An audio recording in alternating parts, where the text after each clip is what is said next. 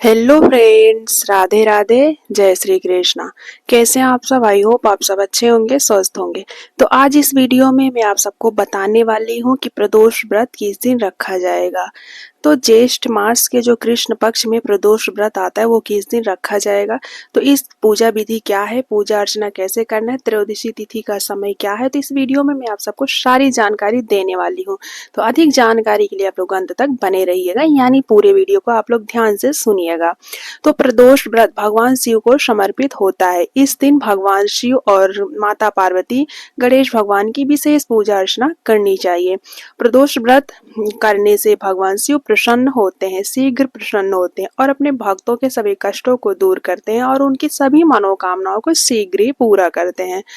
तो भगवान शिव का जो व्रत प्रदोष व्रत है वो ज्येष्ठ मास में किस दिन रखा जाएगा।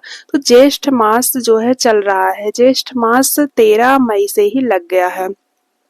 तो ज्येष्ठ मास में जो गर्मी होती है वो अपने चरम सीमा पर होती है। इस मौसम में गर्मी का मौसम होता है, बहुत अधिक गर्मी होती है। तो इस समय आप जितना आप पुण्य करेंगे उतना ही आपको भगवान शीघ्र प्रसन्न होंगे। यानी आप पंछियों के लिए और जितने जीव जंतु हैं उनको पानी पिलाएंगे। और जैसे कि गर्मी का मौसम है तो तरबूज खरबूज आपको दान करना चाहिए। और गर्मी का सीजन है तो छत पे आप चिड़ियों के लिए दाना डाल दीजिए, छत पर आप मटके में पानी भरकर रख दीजिए। इससे आपको जो है भगवान की कृपा जल्दी प्राप्त होगी। तो त्रयोदशी तिथि कब प्रारंभ हो रहा है? तो त्रयोदशी तिथि जो है इस बार जो ज्येष्ठ मास के कृष्ण पक्ष का प्रदोष व्रत है 24 मई दिन शनिवार के दिन मनाया जाएगा।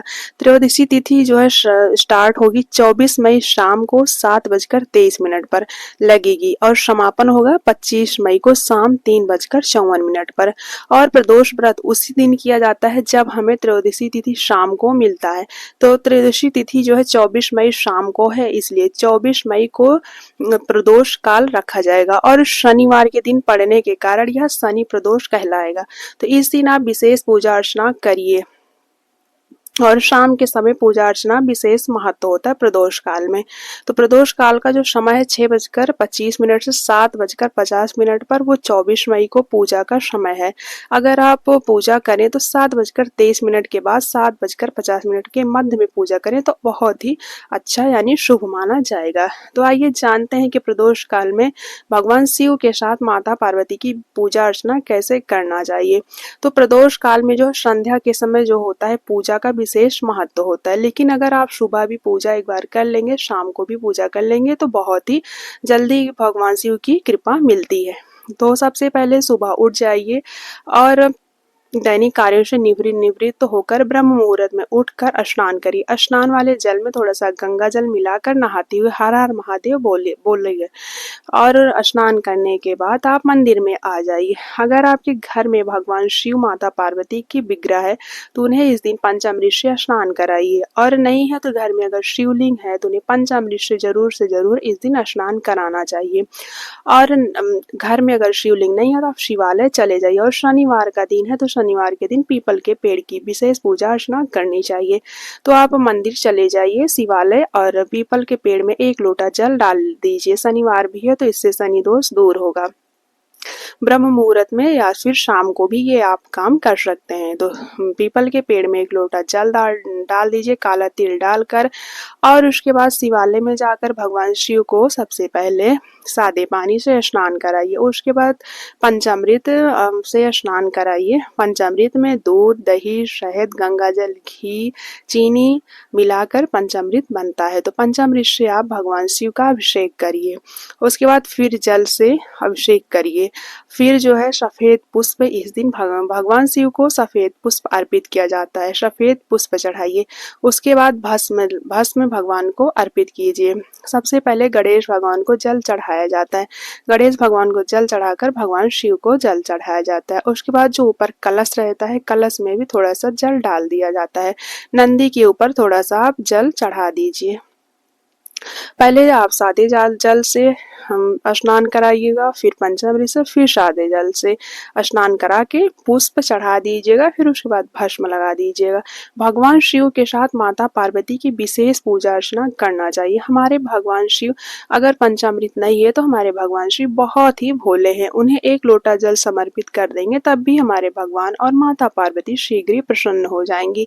सुबह की पूजा तो की ही जाती है और संकल्प जरूर लीजिए कि जो मन्नत है कि हे भगवान शिव जी, मैं इस मन्नत के लिए प्रदोष व्रत कर रही हूँ या फिर आपकी प्रसन्नता के लिए व्रत रख रही हूँ।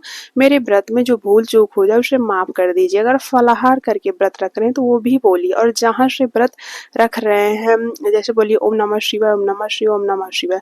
अपना नाम बोलिए, अपना गोत्र बोलिए, जहाँ से आप व्रत रख रहे हैं वो बोलिए, वो स्थान का नाम बोलिए।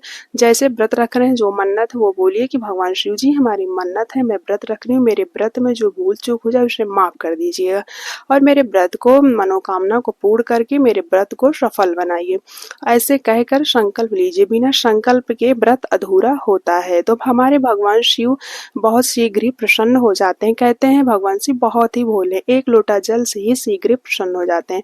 तो प्रदोष व्रत जो है शनिवार के दिन मनाया जाएगा। 24 मई दिन शनिवार के दिन मनाया जाएगा। शनिवार के दिन पड़ने के कारण इसे शनि प्रदोष व्रत कहा जाएगा।